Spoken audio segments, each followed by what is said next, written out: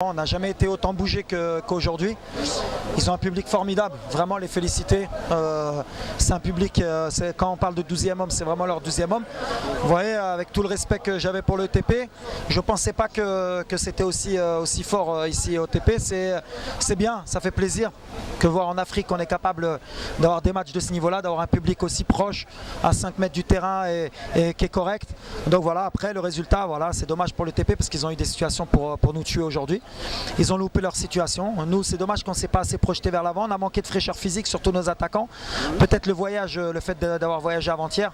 Mais on ne va pas se cacher derrière ça. L'essentiel, c'est qu'on est encore vivant. Je l'avais dit hier à la conférence. Maintenant, 1-0, c'est rattrapable. Il faudra quand même jouer à un très bon niveau pour pouvoir éliminer le TP chez nous. Ouais, après, ce qui est dommage, c'est qu'on est bien par intermittence. Et après, quand on avait notre petit problème physique de 5-10 minutes, on le payait cash. C'est-à-dire que le TP, c'est là que c'est une grande équipe. C'est que dès que tu te relâches un peu sur le plan athlétique ou que tu fais un peu moins les efforts, c'est une équipe qui peut te faire très mal. À la fin, clairement, on a craqué physiquement. Les 10 dernières minutes, elles ont été que dans un sens.